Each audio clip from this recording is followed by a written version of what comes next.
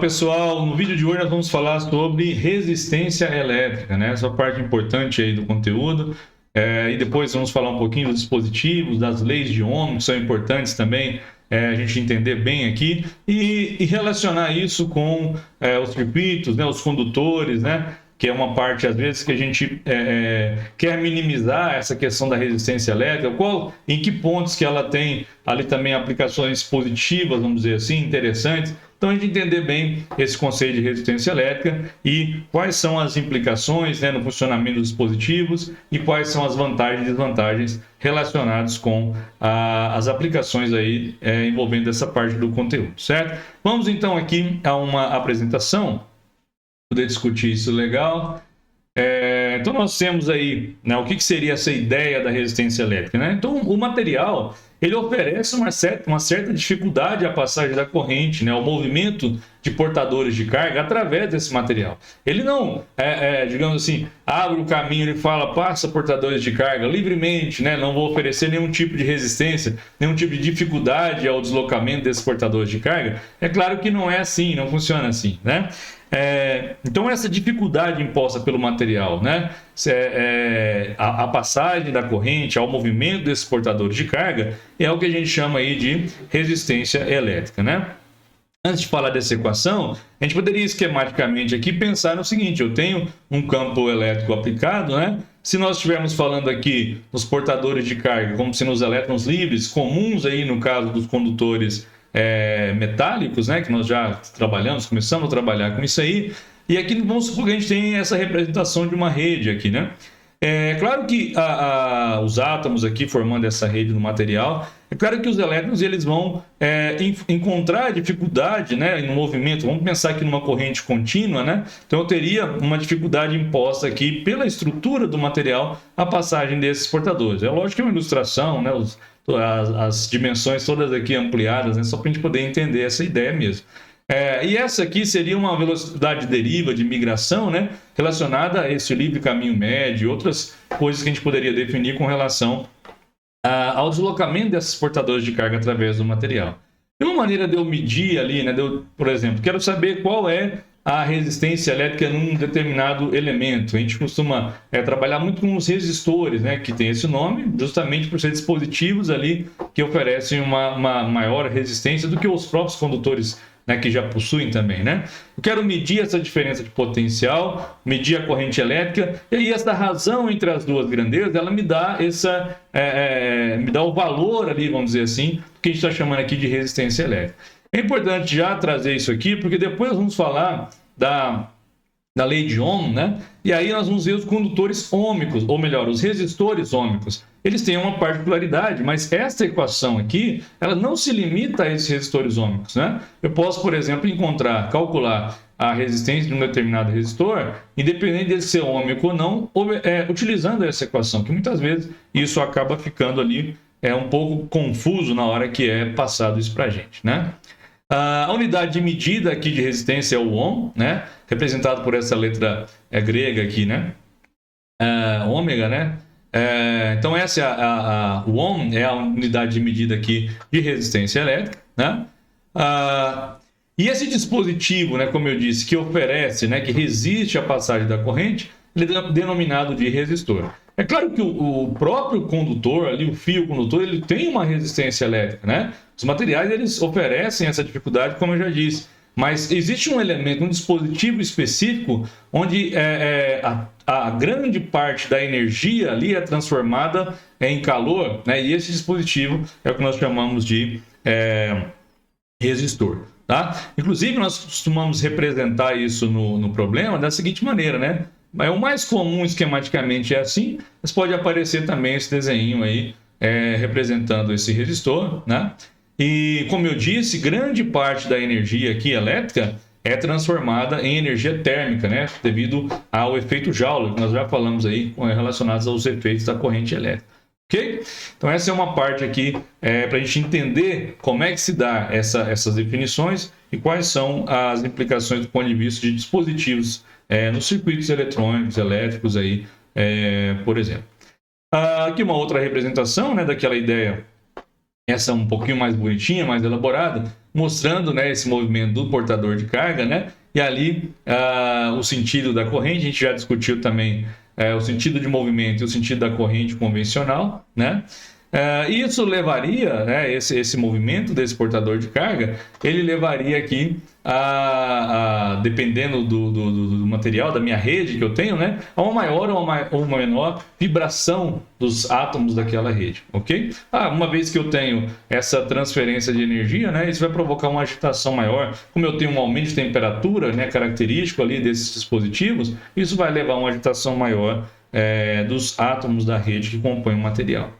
Uma aplicação que a gente tem aí, que já é comum da gente citar, são aquelas lâmpadas de filamento, né? Lâmpada de tungstênio, né? Que elas tinham um filamentozinho espiralizado ali dentro. E aí você tinha, por consequência, o efeito luminoso. Mas predominantemente aqui o que eu tenho é o efeito térmico, né? Eu tenho um aquecimento daquele filamento, e ali dentro tem um gás rarefeito, né? E aí, através desse aquecimento do filamento, que se tem a emissão de luz, né?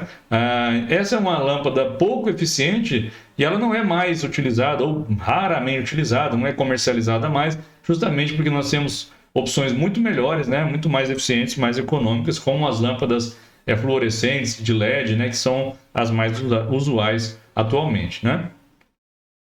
Outro conceito importante aqui para a gente já falar, é o conceito de potência elétrica, né? Potência e energia, principalmente do ponto de vista de consumo de energia elétrica. Então, se eu conheço ali qual é a potência de funcionamento de um determinado material, eu consigo calcular qual é o consumo de energia daquele determinado material, daquele determinado dispositivo que eu tenho na minha residência, por exemplo, né? Um eletroeletrônico, um eletrodoméstico ali, e eu sei o quanto ele consome, né? Qual é a potência necessária para o funcionamento dele, ou seja, energia por intervalo de tempo. Então eu posso, isso é a ideia, né? Essa é a ideia de potência, eu posso calcular, dependendo do tempo de uso daquele equipamento, qual é a quantidade de energia que ele está consumindo, né? E isso, principalmente, né, agora que nós temos questões energéticas aí muito graves, né, sérias no nosso país aqui, é importante às vezes a gente se atentar para isso, né? Como é que a gente pode contribuir para diminuir esse consumo do ponto de vista não só econômico, né, de diminuir o valor da conta, né, que vai aumentando cada dia mais com essas bandeiras e tudo mais que se tem, mas do ponto de vista também de racionalizar esse consumo, né, até para que não falte energia diante de uma crise hídrica, como é o caso que a gente está passando, né? Então nós podemos pensar aqui num aparelho elétrico, né, sujeito a uma diferença de potencial. E aí a gente já vimos isso aí, essa questão de diferença potencial, né, comparando pontos ali. Suponha que eu tenha a corrente, então, através, né, passando ali através daquele meu aparelho, né? E aí nós podemos recordar algumas coisas que a gente já viu, né? Esse trabalho da força elétrica, por exemplo, como sendo produto da carga, né? Pela diferença de potencial, né? E aí eu teria então essa potência como sendo o trabalho da força, nesse caso a força elétrica, né? Por intervalo de tempo. E essa quantidade aqui, né, vamos pegar aqui em módulo para a gente depois fazer uma discussão, mas essa quantidade de carga por intervalo de tempo, isso nos dá a intensidade média da corrente elétrica, né? Então eu poderia substituir aqui e obter essa expressão muito comum, muito conhecida e muito útil para a gente. Eu gosto de falar que é o PIO aí, né? Para lembrar a relação entre potência, corrente elétrica e diferença de potencial. Então, se eu sei, a gente pode usar de diversas formas. Se eu sei a potência, eu sei qual a DDP aplicada, eu consigo encontrar ali a corrente. Se eu sei a corrente necessária, a DDP aplicada, eu vejo se essa potência está de acordo e assim por diante, né? Se for um resistor, o quanto de potência está sendo dissipado, eu posso usar essa expressão, mesmo tendo outras que a gente acaba utilizando mais, mas são situações interessantes que a gente tem. A unidade de potência elétrica é o watt, né? É muito comum, principalmente do ponto de vista aí de consumo, a gente utilizar o quilowatt, né? Quilo aqui, 1000 watts, é fácil da gente trabalhar com isso, né? E a relação de consumo de energia elétrica que a gente pode utilizar vem lá da relação de trabalho e variação da energia, né?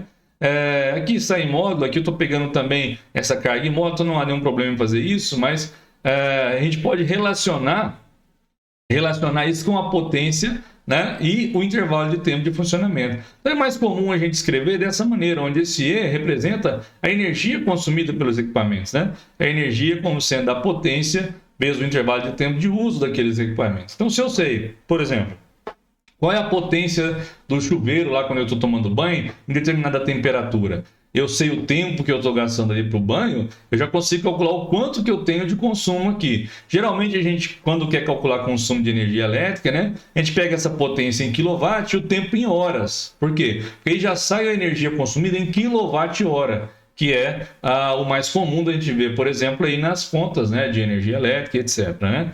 E a relação, a gente pode fazer aqui uma conversão, né? Olha, por que é mais fácil até para o consumidor que essa informação venha em quilowatt-hora?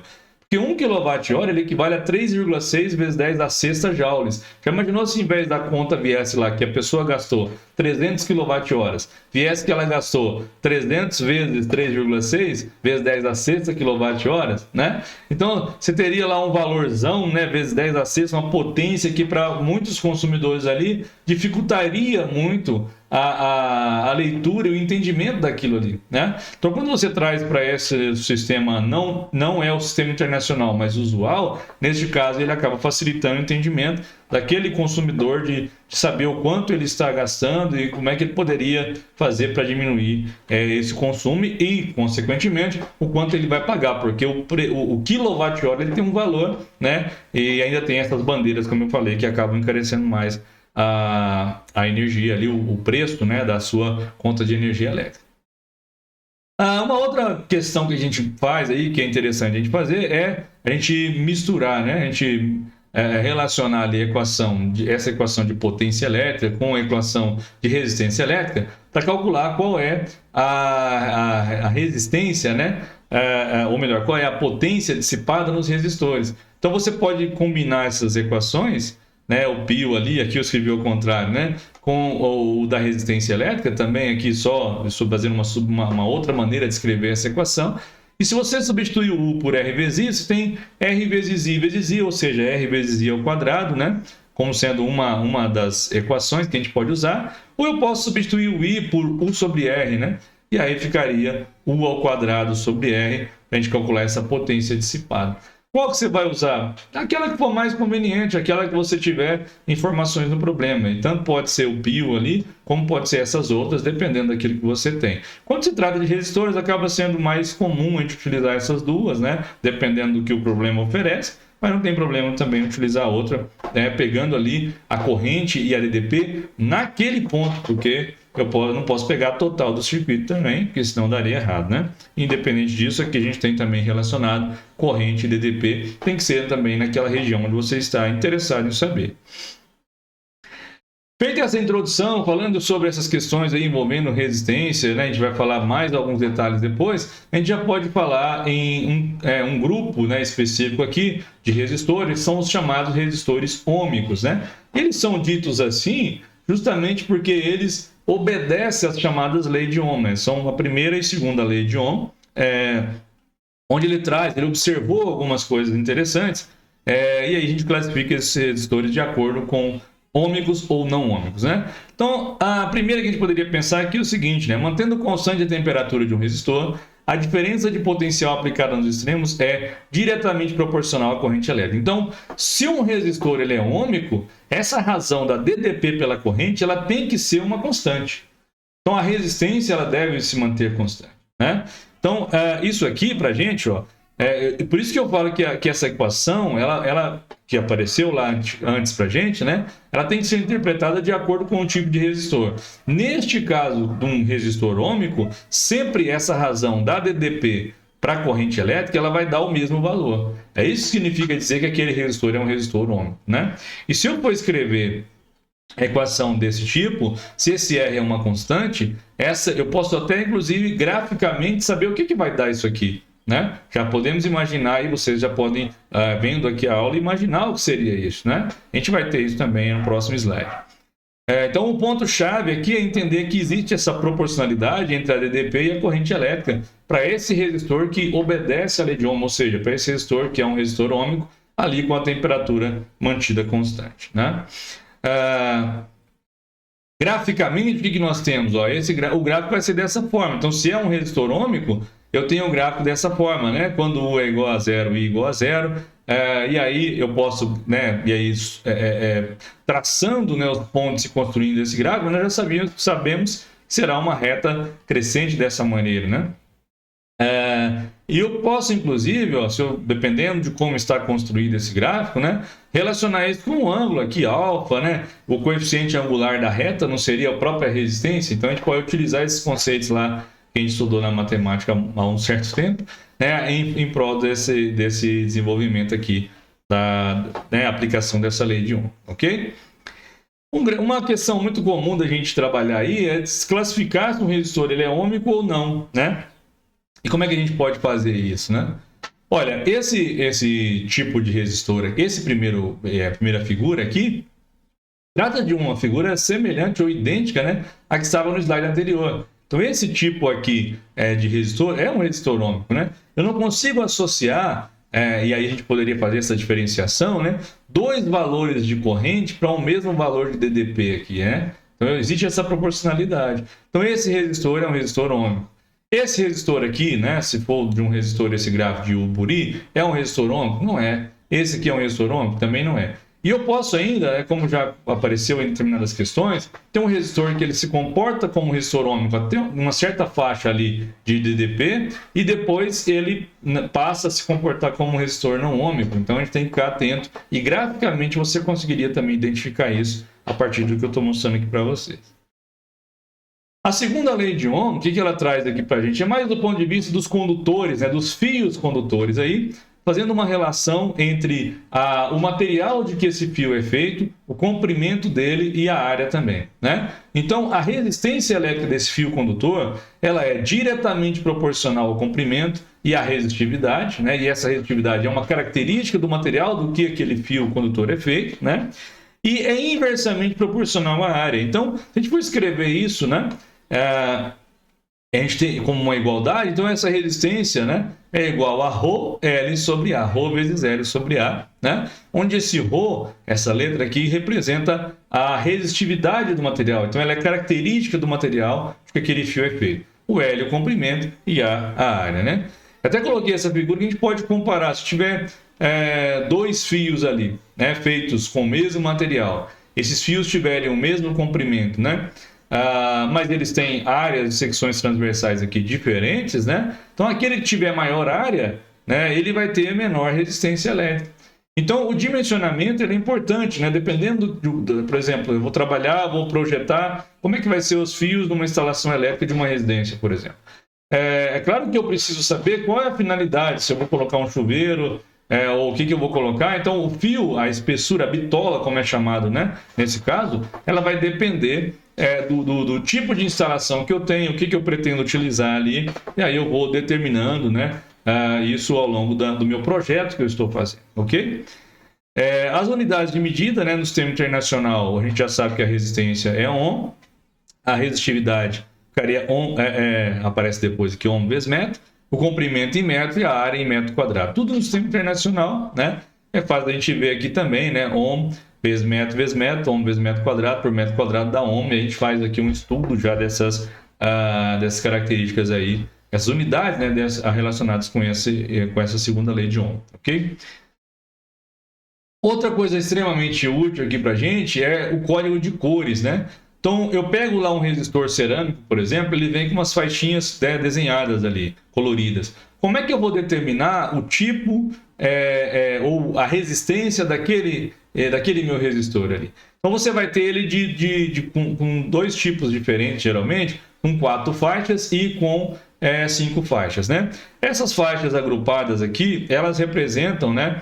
Elas vão nos ajudar, melhor dizendo, a encontrar a resistência daquele resistor, né? Como sendo as primeiras aqui, o algarismo, né? E a última aqui, no caso, com 3, ou com 3 e a terceira, com 4 a quarta, o multiplicador, né? O que está relacionado ali, para a gente determinar o grau daquele meu resistor. A gente vai ver depois até de uma outra maneira, relacionando com a potência de 10.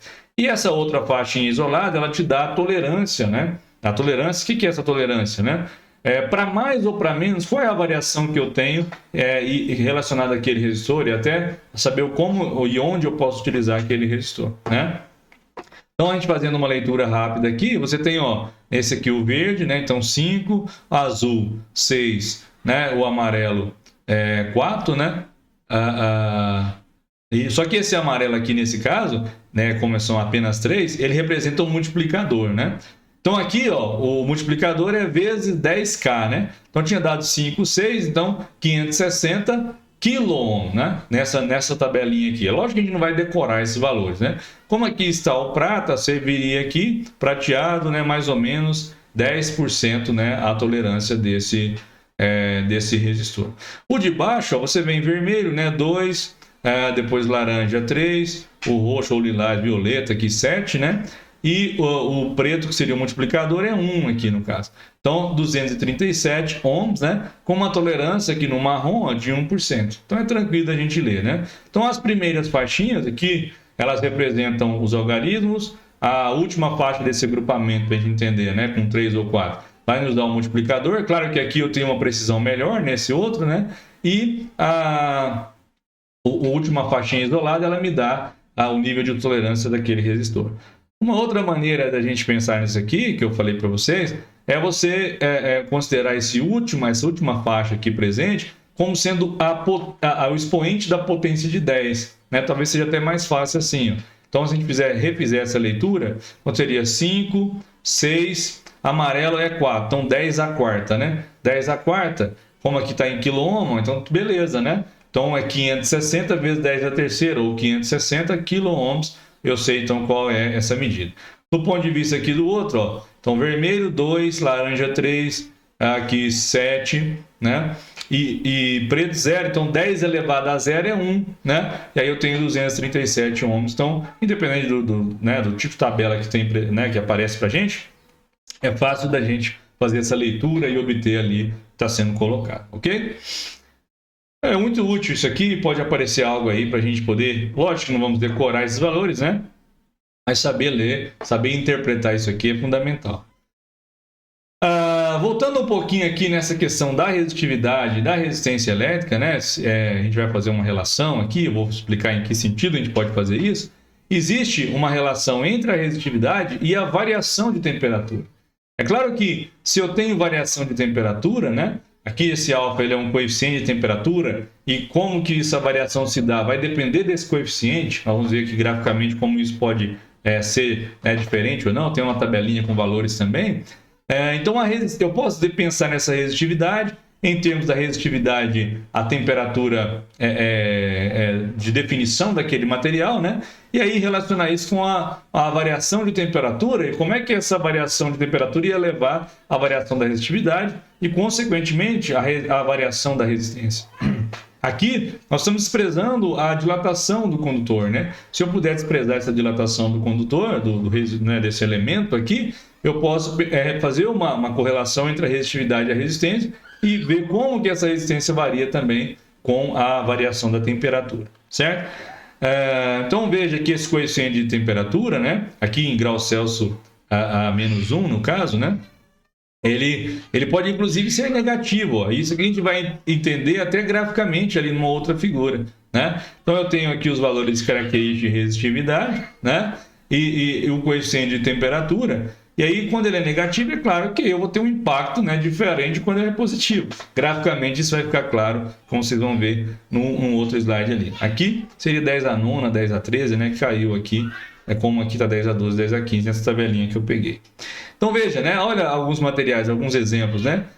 Os metais aí, eu tenho um acréscimo, né, nessa resistência com a variação da temperatura, né?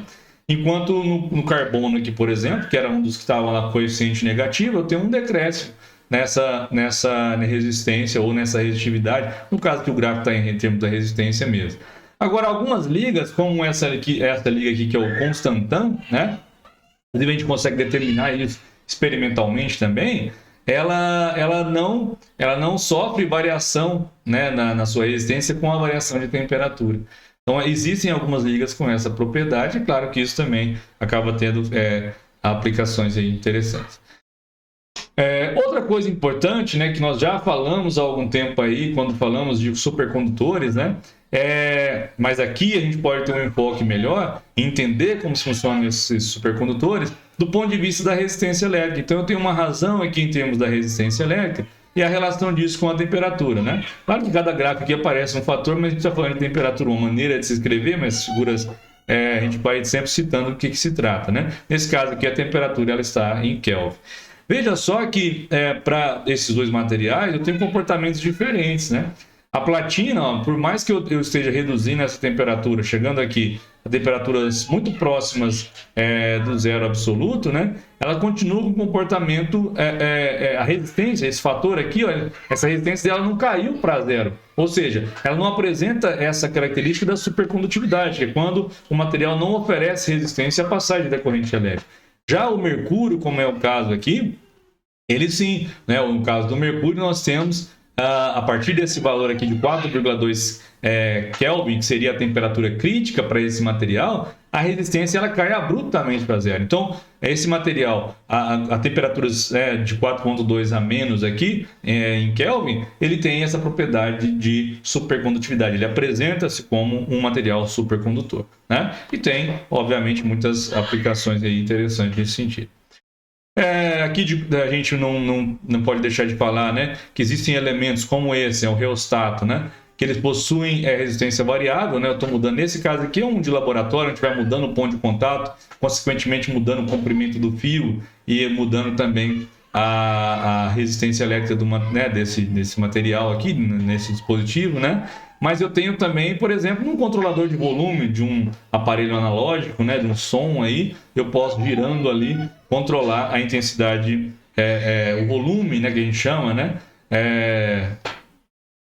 através desse dispositivo, e a gente nada mais é do que um dispositivo com resistência variável ali no meu aparelho, né? Outro elemento importante são os elementos de proteção dos circuitos, né? Nós temos aí o fusível, o disjuntor. O fusível ele tem um filamento ali dentro e esse filamento ele pode se fundir quando a temperatura aumenta, né? Então ele também é de proteção, porque dependendo da corrente que vai passar ali, se ela é maior do que deveria, ele vai aquecer e fundir esse filamento. Então é um instrumento de proteção. Assim como nós temos disjuntores também, que eles são limitados, né? Aquela escrita que vem ali no disjuntor limita, né? Faz com que a corrente, o aparelho desarme, o disjuntor desarme, quando a corrente ela é maior do que aquele valor máximo e aí então protege o circuito, as instalações ali, né? Então isso tem que ter muito bem dimensionado. Não posso simplesmente achar que o problema é que o disjuntor está caindo, eu vou trocar para um disjuntor mais alto, mas às vezes o problema está na fiação, né? O problema está em outros pontos ali, num curto-circuito, que eu preciso resolver, e não trocar apenas o disjuntor por um mais alto, sendo que o projeto não levou isso em consideração, né? E tem outros elementos, né? Outros tipos de disjuntores, de fusíveis, como esses daqui que são comuns em carros, né? Quem já mexeu lá na caixinha de fusíveis que tem no carro sabe que tem isso lá, e outros aqui também mais em escala industrial e etc, né? Que são utilizados outros tipos de fusíveis também para proteção de elementos aí dos circuitos, né? Para a gente finalizar, aqui nós temos um desenho de um circuito, onde nós temos uma associação de resistores, né? Independente disso estar claro já para vocês ou não, é só para a gente poder falar o seguinte, né? Que instrumentos de medidas eles são ligados no circuito de acordo com aquilo que se deseja medir, e a forma de ligação também ela depende, né, do aparelho, depende do que você quer medir ali no caso. Por exemplo, se eu tenho um amperímetro, aqui nós temos uma fonte, né, ela tem uma resistência interna, os resistores associados. Nós vamos ver depois ali que a associação, a gente chama ela de uma associação em paralelo, né, desses dois resistores aqui, 2 e 3, e esse 1 estaria em série com os demais elementos do circuito, né? E aqui, ó, eu tenho um voltímetro, esse V aqui representando um voltímetro, onde ele vai medir a diferença de potencial, a DDP, a voltagem, né? Então, se eu quero utilizar esse aparelho, o voltímetro ali, para medir a DDP, eu preciso ligar ele em paralelo com aquela parte do circuito onde eu quero medir essa diferença de potencial. Já o amperímetro, né, ele deve ser ligado em série. Então, esse amperímetro, esse Azinho aqui é um amperímetro, ou seja, é um dispositivo que vai medir a corrente elétrica que está passando só nesse resistor. Então ele não vai medir a corrente total, ele não vai medir a corrente elétrica que vai passar no 3, ele só vai medir, ligado dessa maneira, a corrente elétrica que passa aqui no resistor 2. Se eu quiser medir no 3, eu tenho que colocar ele aqui, se eu quiser medir a total, eu tenho que colocar ele em outro ponto, mas o ponto-chave aqui é que ele vai, para que eu tenha um amperímetro funcionando corretamente, ele deve ser ligado em série com os elementos do circuito onde eu quero medir a corrente elétrica, né? Para isso, ele não deve interferir no circuito. Então, esse aparelho ele tem que ter uma resistência muito pequena, né? Porque ele não vai interferir no circuito. A rigor, assim, no mundo ideal, ele teria resistência nula, né? A gente sabe que isso na prática não existe, né? Assim como o voltímetro, que é ligado em paralelo, ele deve ter o contrário, ele deve ter uma resistência muito alta, né? A rigor, essa resistência teria que tender a infinito, mas também isso é uma questão de idealização, né? Mas essa resistência sendo alta, o que vai acontecer? O mínimo, né, de corrente vai passar pelo aparelho e a maior parte continuará passando pelos elementos do circuito. Então ele vai fazer a leitura da diferença de potencial, mas ele não vai impactar ali no seu dispositivo, né? Ou no funcionamento do circuito, dos elementos que estão ali no seu circuito, ok? Então era isso, pessoal, que eu tinha para apresentar para vocês hoje, essas considerações interessantes, importantes com relação à resistência elétrica. E numa próxima aula nós vamos estudar mais sobre os resistores, né, a associação de resistores e tudo de aplicação desses conceitos que a gente viu aqui hoje. Então, até um próximo vídeo aí.